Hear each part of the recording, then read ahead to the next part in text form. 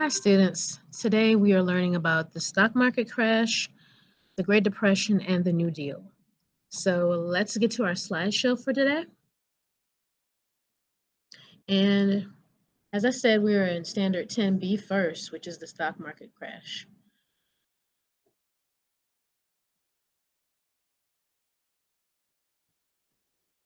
So the stock market crash, we can't talk about the stock market crash without first learning about what the stock market actually is.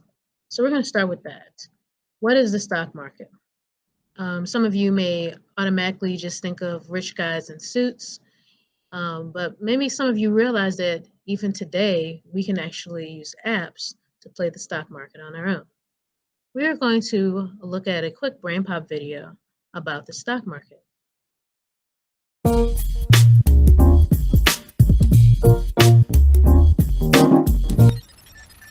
Whoa, nice suit. What's the occasion? You want to play the stock market? Do you even have any money? Dear Tim and Moby, what's a stock market? From Jin. Good question. A stock market, or stock exchange, is a place where stocks are bought and sold. The two biggest exchanges in the world are in the United States. The New York Stock Exchange, which began way back when George Washington was president, and the NASDAQ, a newer stock exchange that includes a lot of technology companies. There are other exchanges in cities around the world like London, Tokyo, and Mumbai. They're not formally connected, but the action in one exchange can affect the rest. Stocks are pieces of a particular company that are sold to the public. Each individual piece is called a share. The company uses the money from the sale of shares to run their business. Things like building more factories, developing new products, buying other companies, and hiring more workers. A person who owns stock is called a shareholder or investor. In most cases, once they own the stock, they can sell it too. That's where the term trade comes in. Investors trade their money for shares of the company's stock. The cost of those shares depends largely on supply and demand, meaning how much of that stock is for sale compared to how many people want to buy it. When more people want to buy shares than there are shares to buy, the price goes up, because buyers are competing for shares and willing to pay more in order to get them. But when there are more shares than interested buyers, the stock price goes down, because sellers are competing for buyers and willing to take a lower price. Billions of these transactions happen every day. When you look up a stock's price, what you're seeing is like a running average of all those trades. Over time, the price will rise and fall depending on how much demand there is. Lots of stocks rising or falling make the market as a whole rise or fall. Now, the first part of our lesson on Standard 10B is the causes of the stock market crash of 1929. You've already learned about this in previous history classes, but there are several factors you do need to understand. First says business was booming, but investments were made through buying stocks on credit. Most of you understand what credit is, or buying on credit. That means you're buying now but paying later. In other words, you don't have the money on hand, but you're still purchasing something. So, problem with buying on credit is if you do not have the necessary resources to purchase something, what if you can't pay it back later? Those who lent you the money will be in trouble. Another issue was there weren't many people who could make large investments. Most people were making small investments.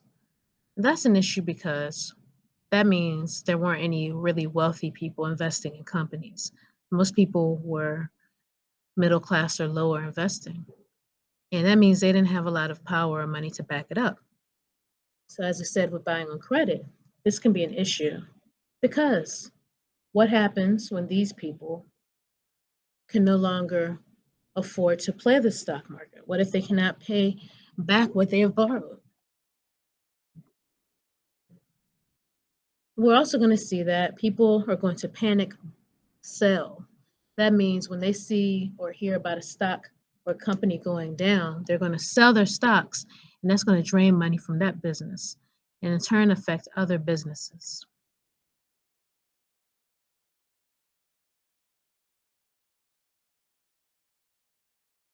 Once again, going back to the issue of credit, an excessive expansion of credit means that everyone was buying on credit. They didn't have credit cards like we have today, but you could still buy things on credit from local stores, from companies, from catalog companies as well. And eventually everyone is buying now and paying later, but things are going to happen and going to affect where they won't be able to pay back. So what's going to happen to those businesses you borrow from? When those businesses fail, those businesses go bankrupt and they can't pay the people that they borrowed from. So it's an effect. It doesn't just affect one business, it affects many businesses.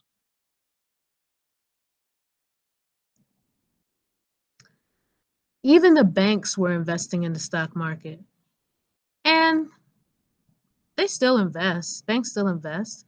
But what was happening is people's money that they were putting in the bank was going in the stock market. But when the stock market fell, that means the banks didn't have any cash. The lack of cash flowing is what is going to mess up the stock market and going to affect how banks run. Okay, so the stock market crashing is not just some simple little thing. It's affecting the banks, it's affecting businesses, everybody is being affected. So since I said that, let's get into the effects. All right, so the consequences, we're going to see the Great Depression is going to start, but we're going to learn in a few minutes that's not the only cause of the Great Depression.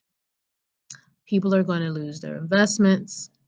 Some people have put all their money into it, and there are going to be people who are going to take their own lives because of this.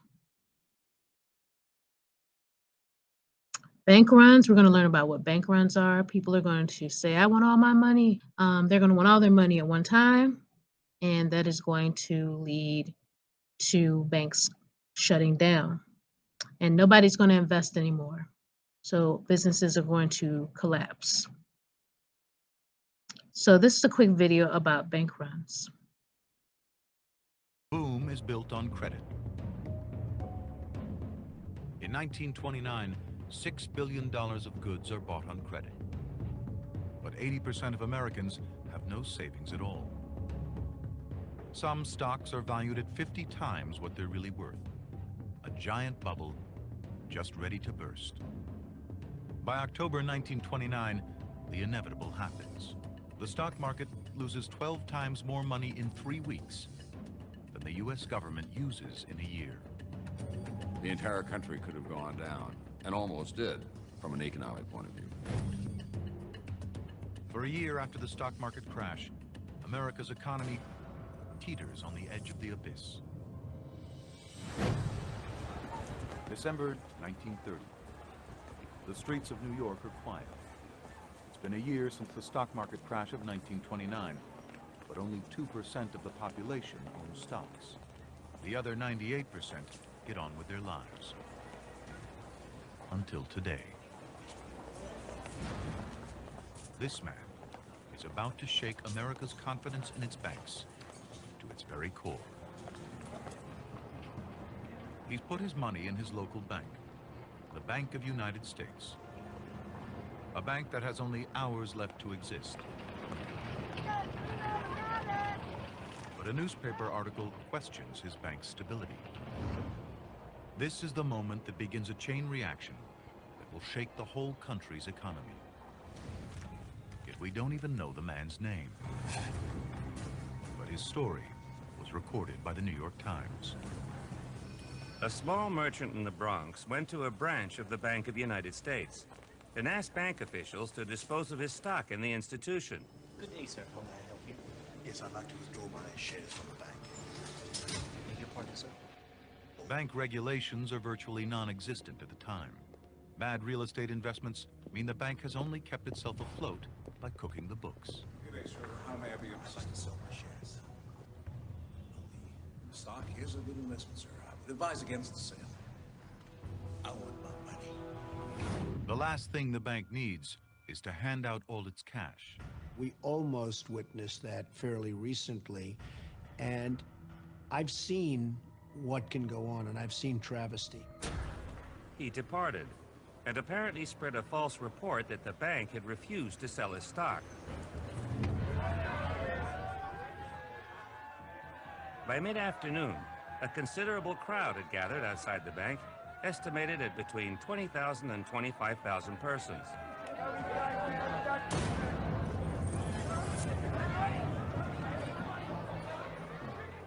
This is the day worry turns to panic. Would the banks go the same way as the stock market? Hysteria spreads like wildfire. $2 million are withdrawn from this branch alone. Even though all the anxious depositors who asked for their money before closing time were given it, the crowd became restless. A squad of police were sent in to control them.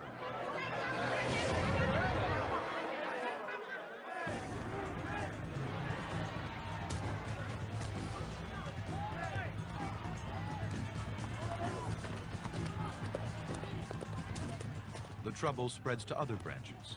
By the next morning, the Bank of United States has collapsed. Okay, so that just gives us an idea of what a bank run was.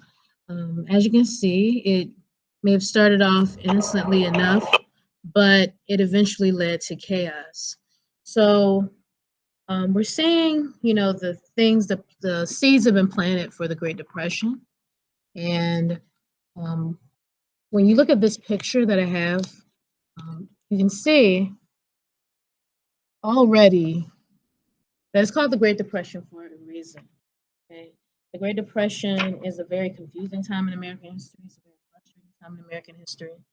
And I want you to take a minute to look at the sign on here as well as the people. So just take a minute to look at it. Because you're going to have an activity where you have to think about what these people went through.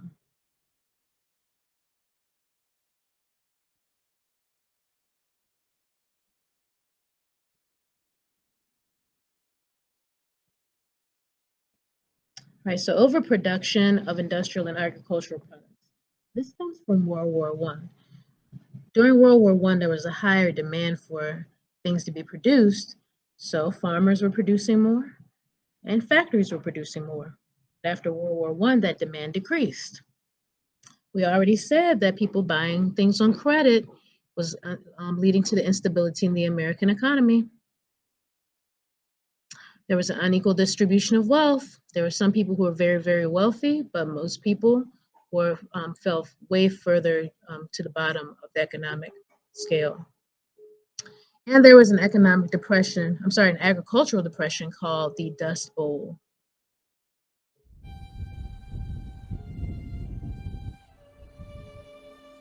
During the 1930s, a terrible drought struck Texas and the Great Plains.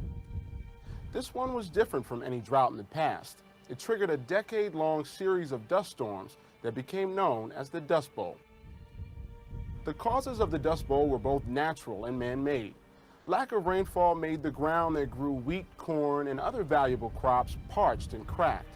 Over-farming and outdated agricultural techniques eroded the once fertile topsoil and depleted the ground of its nutrients. In Texas, many dust storms were mild, but there were a few severe ones called black blizzards. Picture a snowstorm, but instead of fluffy snow falling from the sky, imagine dark, choking dust swirling all around. The dust storms bring darkness at noon.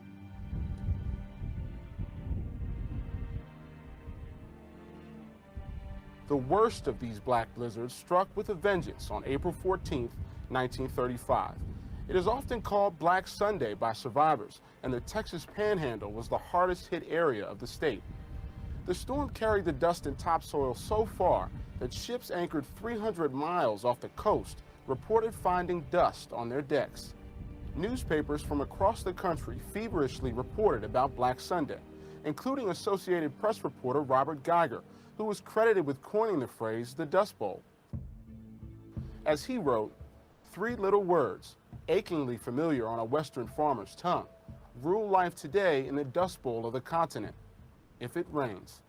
While Texas and the Great Plains faced the Dust Bowl, the rest of the country sank into the Great Depression following the stock market crash of 1929. With the livelihoods of most Texans tied to farming and living off the land, the prices for any and all crops dropped severely due to the Depression. Sonora Babb, a California journalist originally from Kansas, returned home to visit her mother and could not believe what had become of the plains and its downtrodden people. She reflected, "I saw them standing in line for the meat and potatoes of relief. Their stricken faces, one after another in the line, looked very much alike. As the soil that had once helped feed the nation turned to dust, many were forced to leave Texas in search of better farmland. Those who remained, however, received help from the federal government." The Civilian Conservation Corps was put in place to not only give people work, but also to try to conserve the soil and reverse the Dust Bowl. The CCC planted 200 million trees from Abilene, Texas, all the way to Canada. Another project called the Works Progress Administration, or WPA, employed millions of Texans on public projects. Most WPA jobs in Texas were in construction. Parks, swimming pools, bridges, highways were all built by hardworking Texans. Just as man-made and natural occurrences triggered the Dust Bowl, those same two forces helped end it. Rain began to fall more frequently and the temperatures cooled. Farmers updated and changed their farming techniques to keep the topsoil healthy and fertile. The Dust Bowl taught Texans many important lessons about the land and how the health of it affects their society, economy, and community. Let's look at a primary source from this time period. And this is a letter written from a woman named Grace. March 24th, 1935. Dear family, did some of you think you had a dust storm? I'll tell you what it was. It was us shaking our bedding, carpets, etc. For over a week, we have been having troublesome times. The dust is something fierce. Sometimes it lets up enough so we can see around. Even the sun may shine for a little time. Then we have a frenzied time of cleaning, anticipating the comfort of a clean feeling once more. We keep the doors and windows all shut tight with wet papers on the seals. The tiny particles of dirt sift right through the walls. 2 different times it has been an inch thick on my kitchen floor. Our faces look like coal miners. Our hair is gray and stiff with dirt, and we grind dirt in our teeth. We have to wash everything just before we eat it and make it as snappy as possible. Sometimes there's a fog all through the house, and all we can do about it is sit on our dusty chairs and see that fog settle slowly and silently over everything. When we open the door, swirling whirlwinds of soil beat against us unmercifully, and we are glad to go back inside and sit choking in the dirt. We couldn't see the street light just in front of the house. One morning early, I went out during a lull, and when I started to return, I couldn't see the house. I knew the direction, so I kept on coming and was quite close before I could even see the outline. It sure made me feel funny. There hasn't been much school this week. It let up a little yesterday, and Fred went with the janitor, and they carried dirt out of the church by the scoopful. 4 of them worked all afternoon. We were able to have church this morning, but I think many stayed home to clean. A lot of dirt is blowing now, but it's not dangerous to be out in it. This dirt is all loose. Any little wind will stir it, and there will be no relief until we get rain. If it doesn't come soon, there will be lots of suffering. If we spit or blow our noses, we get mud. We have quite a little trouble with our chests. I understand a good many have pneumonia. As for the gardens, we had ours plowed, but now we do not know whether we have more or less soil. It's useless to plant anything. Hopefully that gave you some insight on what people were going through. As you can imagine, this had to be a very miserable way to live. So these people were suffering. And that's the only way you can really put it. They were suffering. And many of them are going to move as a result. You will now watch a brief video, and hopefully it will help you understand what these people were going through. This may be a modern adaptation of the circumstances, but sentiment still remains the same as it was 100 years ago. Are you serious? Yeah. The guy was really cute. Hi, I'm Kara Cheslin, and like you, my friends and I would like the world to be better. It really bothers us that when we try to solve a problem, sometimes the solution causes even more problems.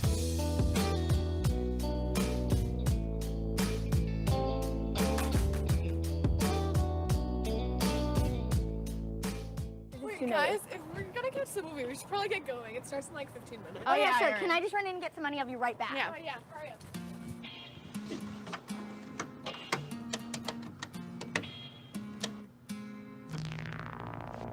What? That doesn't make any sense. Grandma just gave me a check last week. Okay, don't panic. Try again.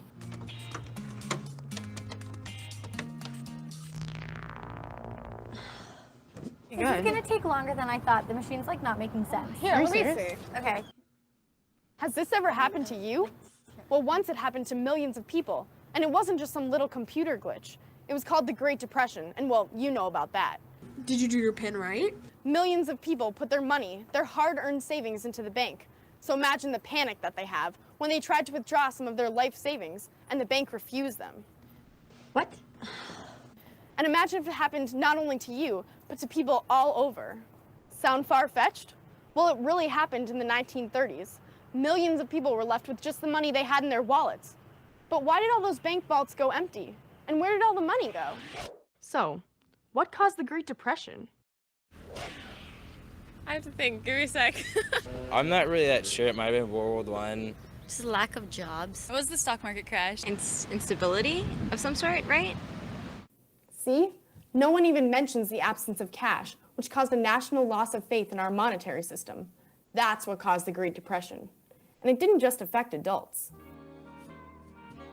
Did you know that at the height of the Great Depression, there were 250,000 teenagers living on the roads by themselves in America? And tens of thousands of kids with their families. I had no idea. Can you imagine? Their fathers lost their jobs. They'd been evicted from their homes, even their schools. Thousands of them went bankrupt and closed their doors. How could this have happened in our country? Our economic system hadn't changed. So what was it?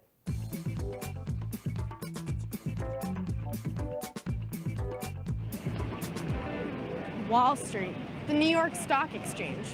Since it's kind of the center of capitalism, I thought I ought to come here myself and see what it's all about. Wow, it's pretty crazy down there, all the hectic activity. But now that I'm here, I see that it's just an open market with buyers and sellers based on supply and demand, to the tune of 2 billion shares a day. Most of us know what happened here in 1929. The stock market crashed. I've heard others blame it on corruption or income inequality or even on the capitalist system itself. What happened was more people wanted to sell than wanted to buy, so prices dropped, big time. But while there are many things that contributed to the Great Depression, there's another, less dramatic but just as important reason that has kind of fallen through the cracks. Economists know about it, but most people don't. It has more to do with money than it does with stocks. Not far from the stock exchange is this building, 79 Delancey Street. This building doesn't look like much now, but then it's been through some rough times. You see, this is the building where the Depression actually started, not Wall Street.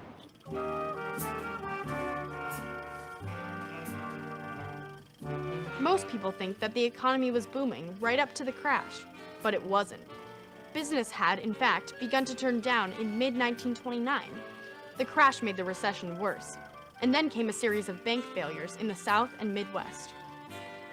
But the recession only became a really serious crisis when these failures spread to New York, and in particular to this building, then the headquarters of the Bank of the United States. The bank's customers had heard lots of rumors. They panicked. They tried to withdraw all of their deposits in cash at once. And that's what a run on the bank is. What would you do if you went to the bank to withdraw all your hard-earned savings and the bank didn't have your money? I don't trust banks because of that reason. I'd be scared to death. I'd be angry. I'd be frustrated. I'd be calling my lawyer. That happened to my parents, and they had to do manual labor for years. I mean, if banks are going to lose your money, you might as well just make your own.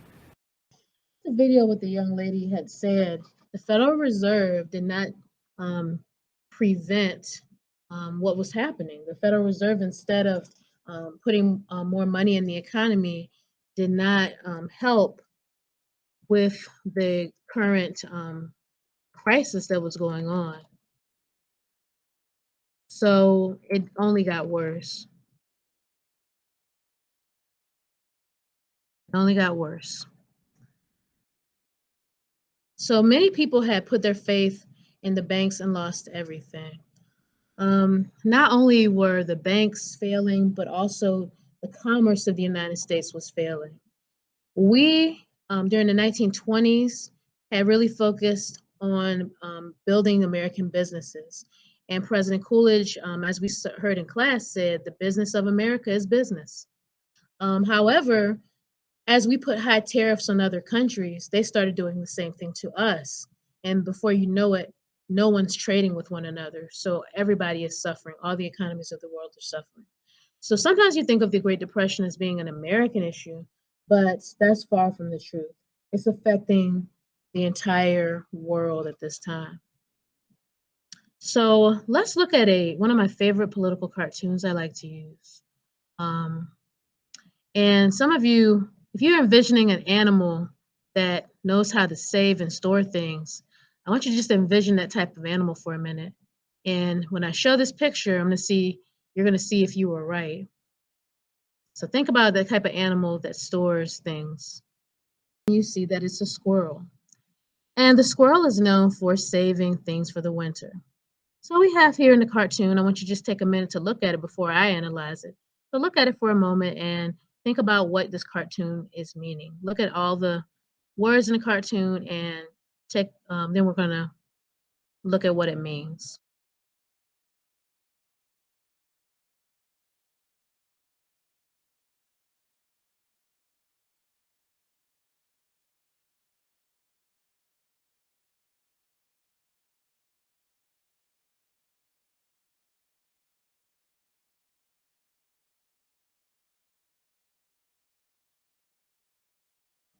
So hopefully you guys noticed that the man who's sitting down, now we know some things about him. He's not, he doesn't appear to be a poor man. He has nice shoes on, a tie, has a jacket on the park bench. Okay, but he does not look happy, right? Okay, so some bad things have happened to him. So if you look on his jacket, you see the words, victim of bank failure. So as we learn, people lost their investments, they lost everything in these banks, right? So we see the squirrel on the right, and I'm gonna try my best to do a little squirrel voice. But why didn't you save some money for the future when times were good? And he replies, I did. So a lot of times, you guys are encouraged to invest and save your money in the banks, and people did it during these times, but the banks failed them. They were putting too much faith in the stock market, and the banks were doing the same. The banks had no insurance to help the people. So these are all things we must consider, right? So let's look at the impact of the Depression. Unemployment and homelessness. Okay, so 1 out of 4 Americans were unemployed. 25%. That is a very high unemployment rate. And the picture you see are shanty towns, at that time were called Hoovervilles, named after President Herbert Hoover. A lot of people blamed him for the Depression. We learned about bank closings, so people lost their life savings, decline in demand for goods. I believe, in the video you just saw where they were interviewing the people, that was one thing they mentioned. A lot of people don't trust banks Now, that generation, that was my grandmother's generation and my great-grandmother's generation. My great-grandmother, she would hide some money in various places in the house. She had a bank account, but many of them would tell you, and I still kind of hold myself to this, don't put all your eggs in one basket, meaning don't put all your money in one place. Don't put all your faith in one thing, because that is something they carried from the bank's closing, from the financial ruin that went on during that time. Decline in demand for goods. People ain't buying cars right now. Nobody wants to buy a car. Nobody wants to buy a vacuum cleaner or a radio right now. They're broke. So that's going to mean the companies that produce these things are going to have to fire people, which leads to the unemployment, leads to homelessness. So it's a cycle, right? Political unrest. Those labor unions we learned about before, like the American Railway Union, and we learned about the American Federation of Labor. They're going to become more militant. That means they're going to become more violent in their demands because a lot of them are hurting and unemployed. And farm foreclosures and migration. So once again, the Dust Bowl, you have that environmental crisis, but you also have people losing their farms because they can't pay the mortgage on their farms anymore. So this is just a sad time all around, right? So let's look at a quick, another quick video about the Great Depression.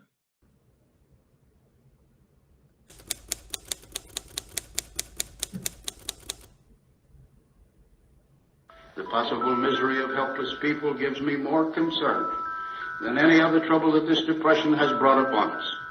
In the roaring 20s, steady economic growth had ushered in an era of unprecedented prosperity. Business boomed, profits soared. New consumer goods poured out of the nation's factories. Then, on October 29, 1929, Black Tuesday, stock prices on Wall Street plummeted, erasing in a day more than $14 billion in assets. The Great Depression was descending upon the land, bringing hard times and suffocating hope. A record number of businesses failed. Bank closings spread like wildfire. Across the country, more than 1 in 4 workers was unemployed.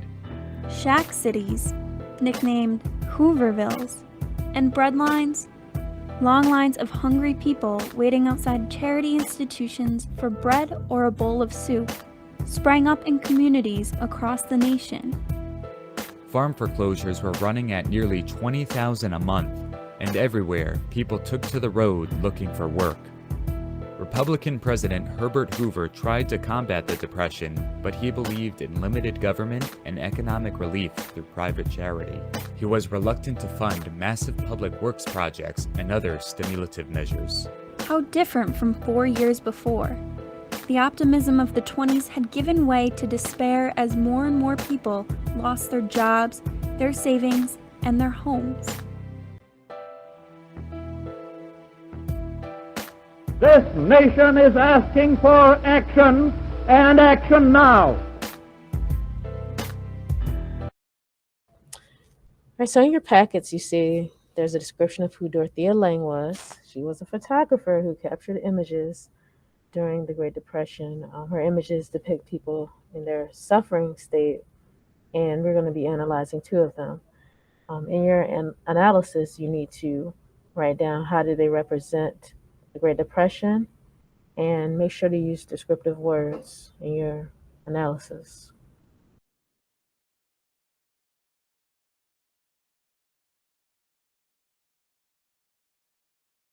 The first photograph is Migrant Mother from 1936. You may pause this video in order to have plenty of time to write down your analysis.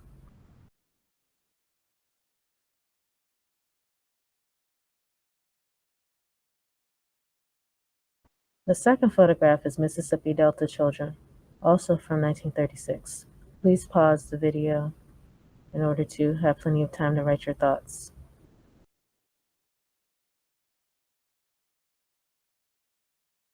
Okay, so we've covered the stock market crash and the Great Depression. Now we're going to be talking about the New Deal.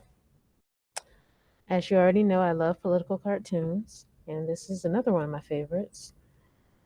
Take a few minutes to look at the cartoon.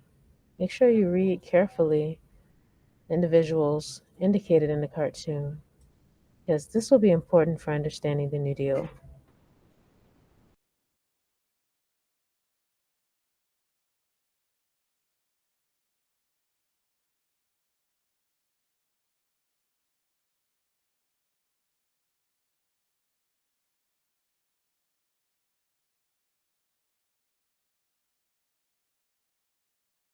Okay, so hopefully you've noticed our ongoing familiar character of Uncle Sam.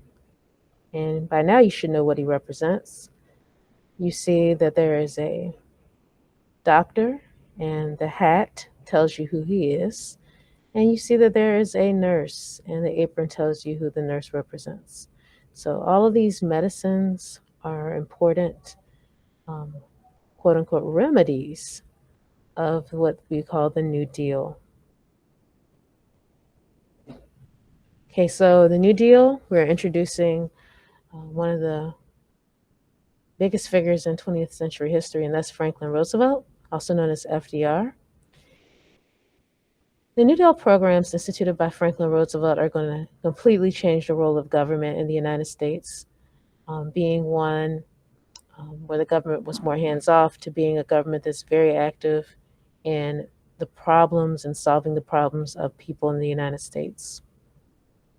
FDR was the first president in United States history to have a group of African-American advisors who Mary McLeod Bethune, who's pictured on the right, called his kitchen cabinet.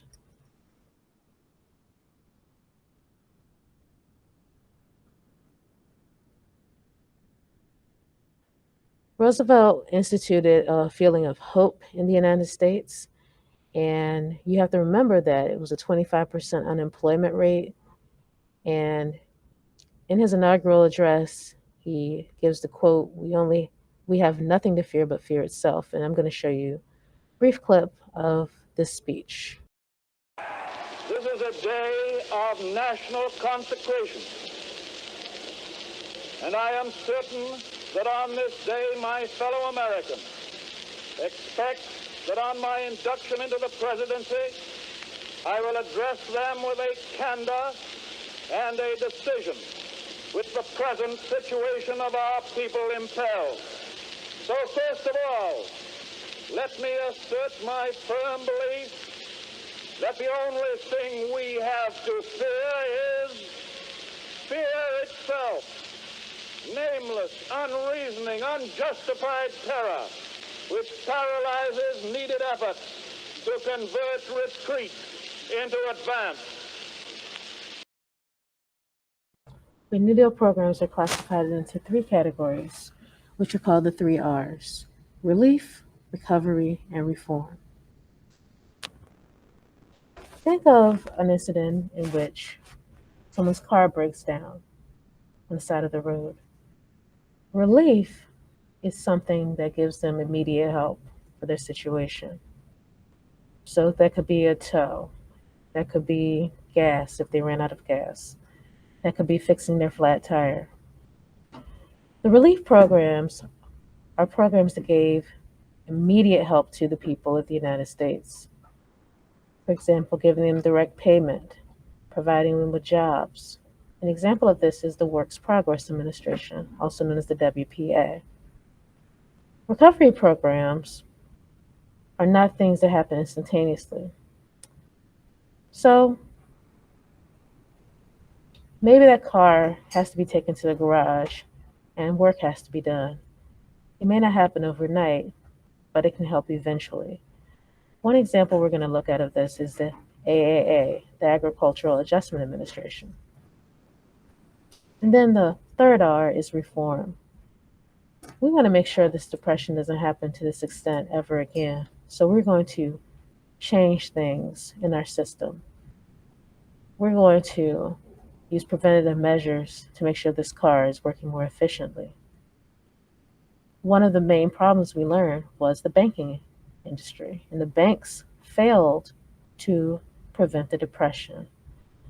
The FDIC you should see this sticker on any bank you go to, is the Federal Deposit Insurance Corporation.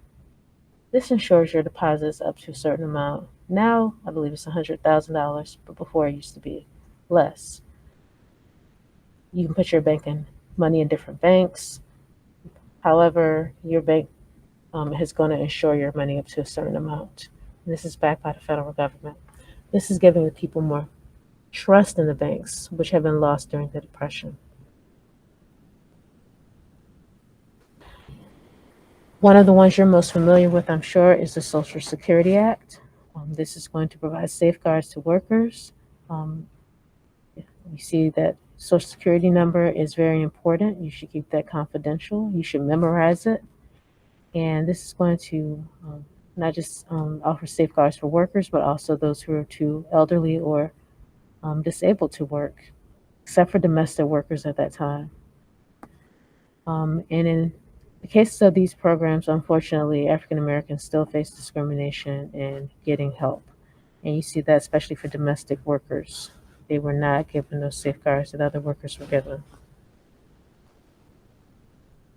The legacy of the New Deal influences the public's belief in the responsibility of government to deliver public services, to intervene in the economy, and to act in ways to promote the general welfare, and still very controversial to this day.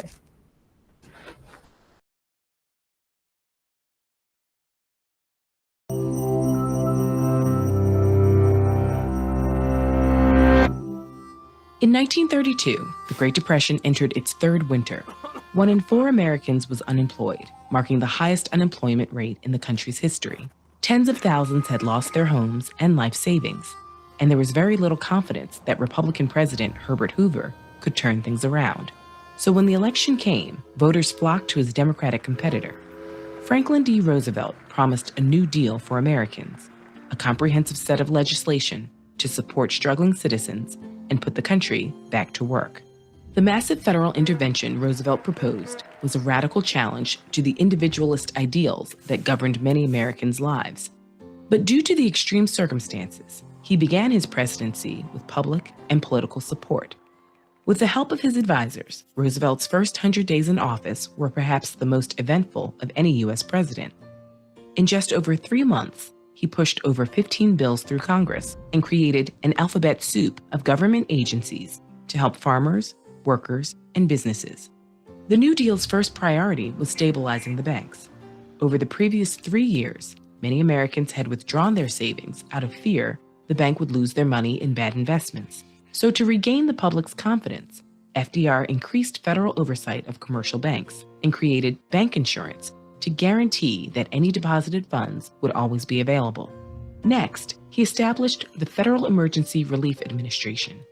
FERA cataloged each state's need for relief and provided funds to help citizens afford groceries, rent, clothing, coal, and other necessities. Meanwhile, the Agricultural Adjustment Administration subsidized farmers and educated them in improving planting techniques. These policies fed and housed thousands, but they didn't significantly address the New Deal's biggest promise, reducing unemployment. So the Civilian Conservation Corps was established to employ over 250,000 young men for projects like tree planting, irrigation, and fire prevention. The CCC offered on-site work camps that provided food, shelter, and education to those employed, mostly young, single men with families in need of relief. Subsequent programs like the Works Progress Administration and the Tennessee Valley Authority added projects building roads, bridges, and hydroelectric dams.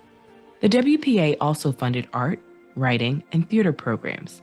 These initiatives cut civilian unemployment in half, and they did so alongside labor acts that abolished child labor, granted unions the right to collective bargaining, and set the first national minimum wage. Benefits were also created to help those unable to work. The Social Security Act established an old age pension system in addition to unemployment insurance, disability benefits, and welfare assistance. But despite these sweeping policies, the New Deal helped some groups more than others. Black Americans were hit hardest by the economic downturn, and the New Deal's impact on Black communities varied widely. In northern cities like Chicago, Black citizens received a large share of jobs, vocational training, and education, with New Deal programs teaching more than 1 million Black Americans to read. Northern Black communities also received an influx of public housing, though it was heavily segregated. In the South, results were less positive. Roosevelt relied heavily on the support of Southern Democrats, who welcomed economic development but fought to preserve white supremacy. They ensured that new labor laws excluded domestic servants and agricultural workers, occupations held by many Black Americans. These politicians and many others also undermined Eleanor Roosevelt's attempts to push her husband toward supporting a federal anti-lynching law. As a result, the New Deal has often been called a raw deal for Black communities, and many modern inequities in housing, employment, and financial stability are partially due to New Deal programs prioritizing white Americans. In these ways and more, the New Deal didn't fully live up to its promises. Despite employing over 8 million Americans, unemployment never went lower than 14%, and the U.S. economy wouldn't fully recover until the country's mobilization for World War II. But this bold campaign of progressive policies did empower unions to start their own revolution. In the coming decades, Northern liberals, Black Americans, and other working minorities united to fight discriminatory hiring. In the process, they reshaped the Democratic Party, challenging its racist leadership and laying the groundwork for an emerging civil rights coalition. Okay, the next assignment is to take out your interview questions, and you are going to pretend you have the chance to interview someone who lived through the Great Depression. List 5 questions you would ask to find out what life was like during this time.